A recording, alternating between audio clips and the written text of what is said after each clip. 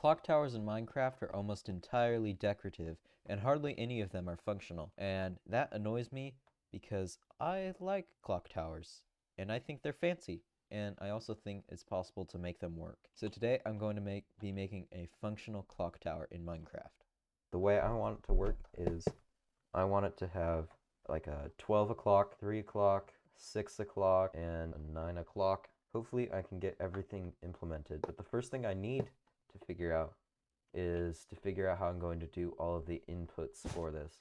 I've now made inputs for all of the clocks. You can see here what goes on. I'll show you the 12 o'clock individually. Works just fine. I only need to show you one of these.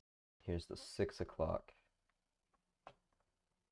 Now that I'm done making this part of the clock, I need to make some logic with my daylight sensors. So this is, these chests represent 12 o'clock, and I'm going to mark it with a sign. These are the number of barrels I'll need. So I have these times listed up here, and I'm actually going to just be able to connect them up to where these levers were. I've hooked everything up to the clock, but if I show you how it works, you'll see that there's some problem. If I were to set the time to 0, which is when you first start your Minecraft world, you can see it's 6. If I set it to noon, you can see it goes up. But if I set the time to 3000, then you can see these are both on.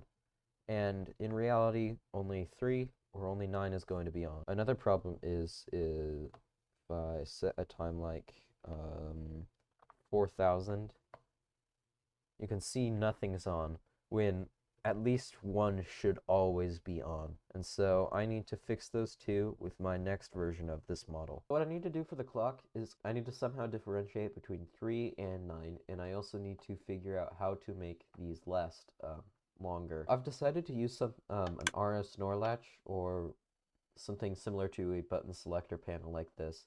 And what it's going to do is this can be 12, this can be 3, 6, 9, and then I just built this extra because I don't know. I always need one of the 4 times on my clock on, so this will help solve that problem. I think I'm going to need to build another version of this clock that specifically makes use of button selector panels. Now I have all these connected up, and I just need to connect it to my button selector panel.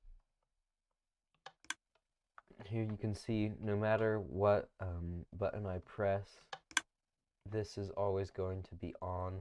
At least one is always going to be on. What I'm going to do now is I need to connect these up.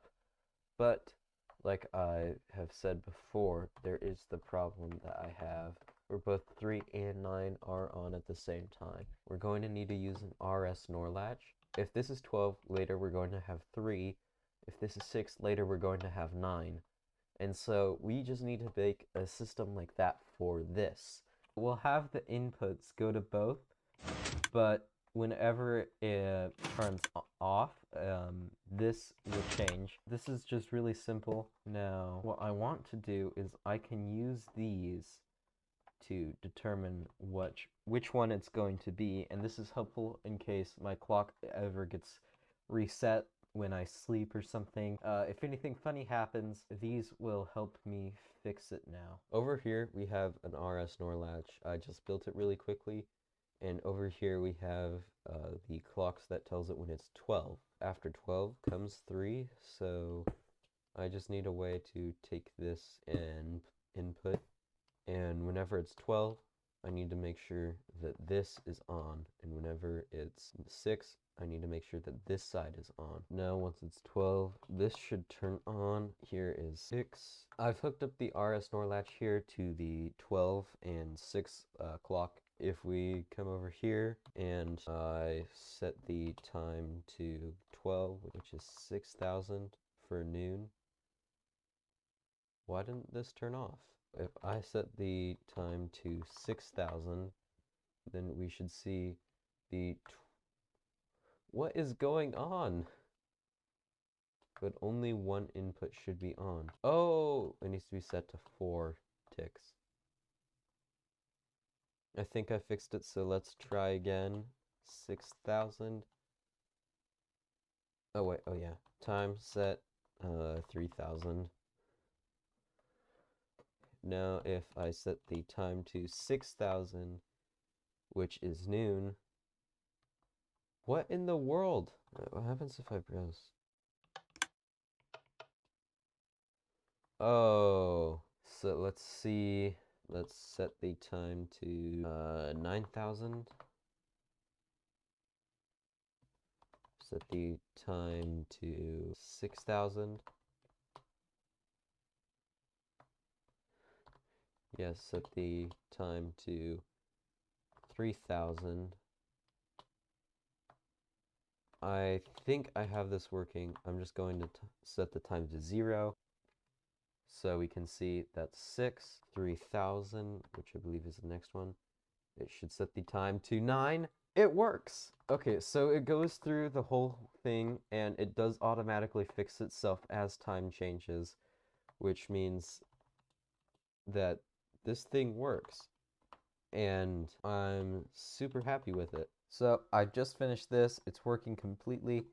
And now I'm going to have it work in this tower. And you can see here, if I come around the back, that I've managed to fit it in here. And you can see where all of this is coming from.